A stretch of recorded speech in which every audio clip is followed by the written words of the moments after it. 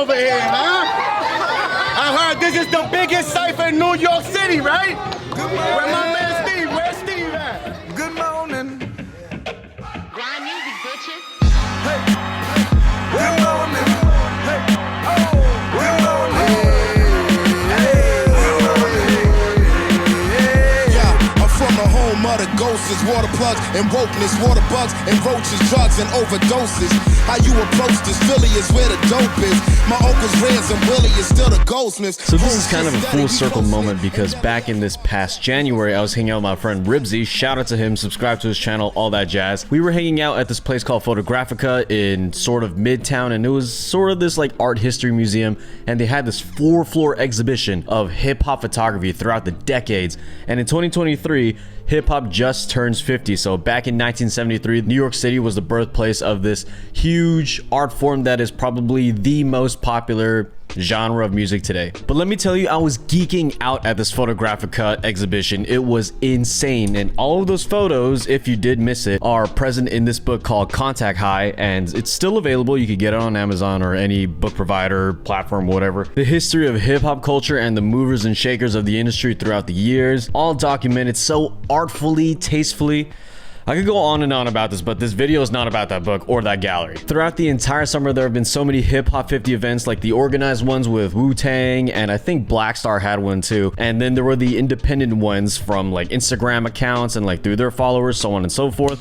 But I happened to miss all of them because I had my head buried in the sand with all the basketball stuff that's been happening around. I probably should have balanced that a lot better because the hip hop stuff can only happen once and the basketball stuff can happen any summer, but oh well. Finally, I had some time away from the basketball photography to do something else, and I was told about this cypher happening up in the Bronx. And if you don't know what a cypher is, it's pretty much an event where freestyle rappers come together and they start spitting bars for either 60 seconds or 90 seconds over an instrumental or sometimes even a cappella. Parking lot cyphers are a really popular thing, and it's a really casual event type deal, one person at a time, usually not a battle rap style thing. And I would say that they're typically impromptu events, but this time it's organized for the celebration of 50 years of hip-hop, and I knew I had to at least go to this if I was going to go to any event at all before it all ends. So back to that full circle comment I made in the beginning of this video, I had to invite Ribsy out to this, and thank goodness he came out because both of us were really excited for what was about to happen. Why they chasing for the money scheme? I'm just trying to find ways I could really do it. Remember a lot of people in the block selling dope. I'm just really trying to push hope. Black is hot, hell is hot. I done drop shots. People out here want to tell me I'm just nice like a drop top. This is what I got. So we showed up to the spot early in hopes that we could get some photos that we probably can't due to lack of mobility when the event actually starts and it gets too crowded or potentially too crazy. And there was also a group of rappers that showed up early with us, and they started playing music off of their phone so that they could warm up, because at this event they're only going to play I think 1 or 2 tracks per decade. So they were just trying to get their rhythm and flow right. And in this particular part of the day, I didn't really record that much because if you know anything about my process, link right up here, you would know that there is a part of me that doesn't want to shove a camera into people's faces in a space that I'm unfamiliar with. And honestly, I didn't mind not taking that many photos or clips because it was just so fun watching these freestyle rappers go off, and some of them were going really hard in the paint. And there was this one tall guy. He was pretty much everybody's hype man because he was just rocking really hard to whoever was on the mic, and it was just cool to just see this whole thing happen.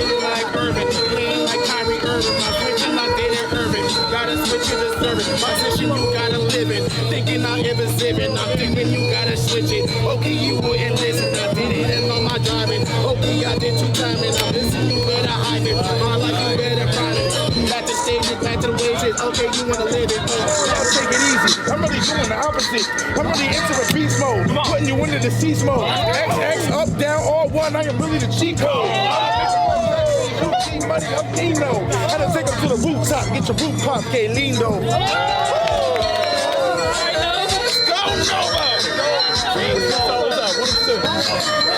And when the cypher did officially begin, we formed a huge circle, and again, one rapper at a time. They played some instrumentals, and it was cool because I got to see a whole array of MCs. There wasn't just one dominant style of the rapid fire rapping or really expressive, emotive, whatever. There were guys who were MCs with yo-yos. There was a guy on bongos. There was a guy on chords, and just a whole lot of people just having fun with their style of hip hop. And I fought for a good spot right in the front row so I can get all the action. But as I was just recording and photographing these people, I'm just thinking like, how do they even do this? Because as a photographer, right, we could base our compositions or our visual ideas off of things immediately in front of us or stuff we've seen on the internet. But for people who form all these things with just words, it's invisible to everybody but you. And for them to just know when the punchline is coming and how to even go with the rhythm of the song, I'm like, I can't even make a YouTube video without stuttering. And I was talking to one of the MCs that showed up to this event about this very topic, and we're gonna circle back to that in a minute. So in my process of documenting anything like this, I have a funnel method where I shoot the obvious and then I start to work my way around the perimeter to see if I'm missing anything away from the main action. And for events like this, right, it's kind of tough because there's a singular spot of focus and then there's literally a crowd circling around it. So usually there's nothing happening right outside. So as I was walking away from my prime spot, I was looking for stuff to photograph, and there was this one guy way off to the side looking at his notebook, probably full of lines and probably full of words, and I don't know what he's thinking, but if I was in his shoes, I would be so nervous to hop in front of everybody, start, you know, doing my thing, and then if I mess up or if I'm offbeat or if the crowd's not feeling it, I would feel extremely insecure. So not saying that that's what he was feeling, but when I went up to photograph him, I tried to get that energy going just so that it kind of contrasts from the high, confident energy of the main crowd, and just to show a little bit more of the story of what happens at these hip-hop ciphers. With this environment, particularly on this day, it was so friendly to anybody of all skill level. There were people who messed up, and they would keep encouraging the person to go, and there was no discouragement or people capping on each other. It was a friendly environment. And you guys probably know this by now about New York City, but something can be one thing for 1 second, and then in the very next second, it could be completely different. And for this particular day, some dude dressed up as Jesus Christ walks in with a metal casket, asking for the organizer of the event, and then someone starts playing a trap beat on the speaker, and then he starts rapping in Spanish. It was the most insane thing that I've ever seen, and it was hilarious because I had so many questions. How did he get that metal casket on the one train to get here? Or did he get a car? First of all, what kind of car could fit a metal casket? How far did he drag that in before all of us noticed him? And then did he show up in the Jesus Christ outfit? Did he get dressed at the park? It's just... what? It literally makes no sense, but New York isn't a real place, so whatever.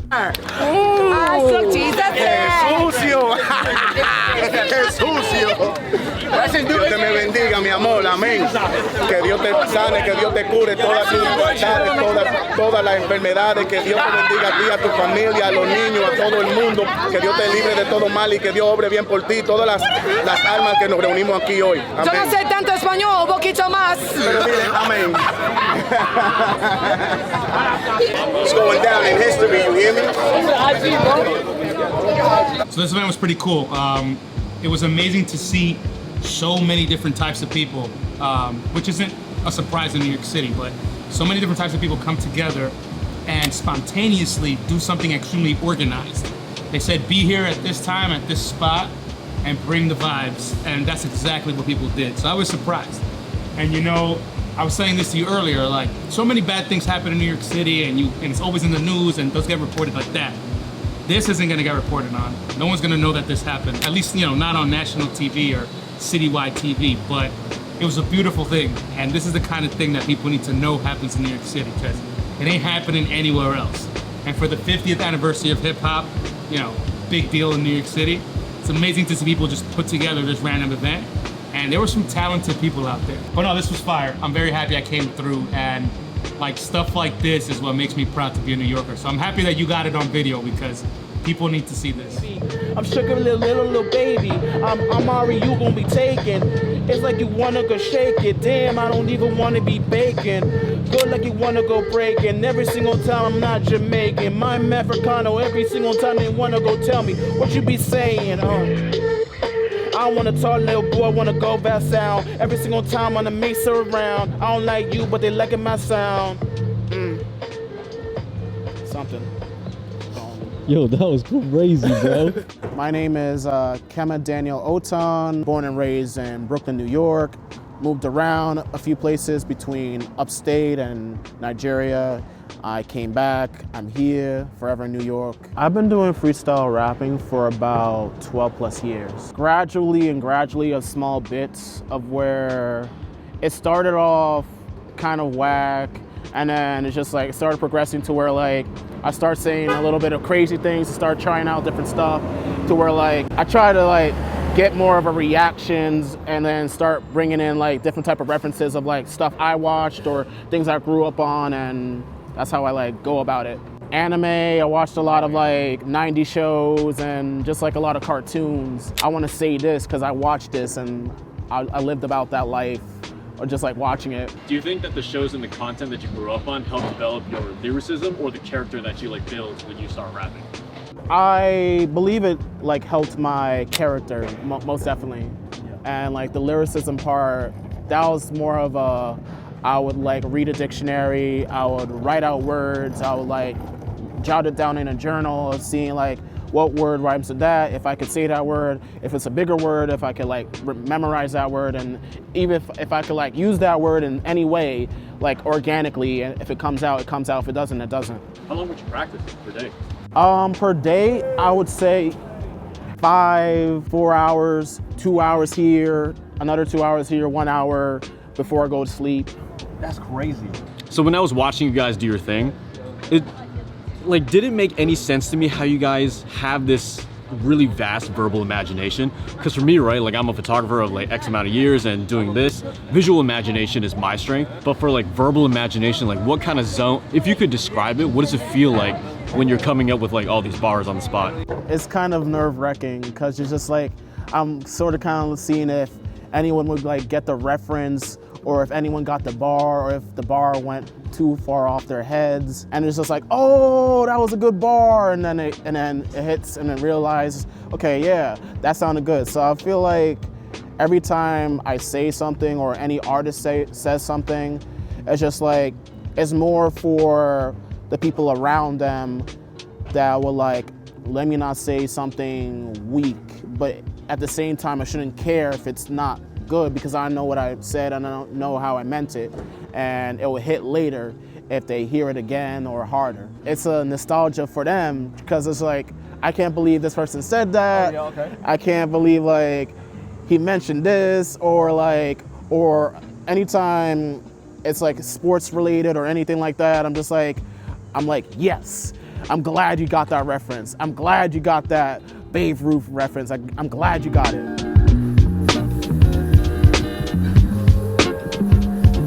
Here's the self-evaluation part, all right? Here's my 5 seconds where I look at these photos, I'm like, oh, wow, good photo coverage. And then the 10 days straight where I'm like, wow, you suck, you're a loser, you need to get a lot better, buddy. So here's where I can see myself improving, all right? I have this moving standard for myself that my work cannot, in any way, shape, or form, be over-glorified event photography. Oh, no. Now, nobody's ever said this to me before. This is just a very overly aggressive, nitpicky self-critique that I'm placing on myself. I don't want any smoke with any other documentary photographers. I'm not saying that whoever is doing documentary photography or aspires to be so, that you can't cover events. Do what you want. There's a lot of New York City photographers that I look up to that cover a lot of events. But if I'm going to consider myself a documentary photographer, then god damn it, I need to be documenting something that actually matters. Showing up is half the battle, and covering these types of events is probably the necessary beginning step to any story. But if I just stop there and I just continuously just cover photos and not really get anything specific or deeper out of it, then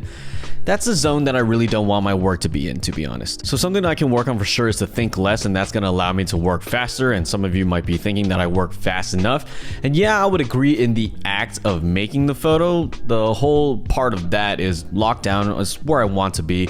But the thinking part, I overthink a lot of stuff when I pull up to these events. The anxiety gets to me, you know, the nervousness that has never left me. And sometimes I just think like, oh, what will this person think if I do this? Or, oh, I might not be cool enough to go up to this person and talk to them. Like, this is the overthinking that gets in the way of getting to these beautiful stories that exist in spaces such as these. And if you couple that with my obsession with the final product and the act of making these photos, it starts to get a little bit twisted in a way that it prevents me from actually seeing the beauty that's in front of me and photographing that. Now, I always think about what this might look like in the end, but god damn it, there's a lot of documentaries that are actually made on the cutting floor, in the post, at the end. So just cover everything and then figure out what the final product looks like at the end. But there is something that I can acknowledge that I did do better, and that was specificity. When I went up to that rapper who I really enjoyed from that entire performance, and I got to know his story a little bit more and just dive deep into this process and get photos out of that interaction as well. So I can definitely say that that was a step in the right direction to be more specific, right? Specificity is going to be my friend, vagueness is going to be my enemy. If I'm going to really make art that lasts and make stories that actually mean something, then I have to dig deeper, way beyond than just event coverage. Because my critical self is going to be looking at these photos and be like, cool comp, dude, but who cares? Anybody can do that. I can admittedly be a little bit hard on myself sometimes, but this is how I push myself to be greater at what I do. So after you see this video, hopefully I've learned a thing or two. So thank you guys so much for watching this video. Make sure you like, subscribe, and comment down below about what you thought, and I will see you guys in the next video. Peace. It is so hot in here.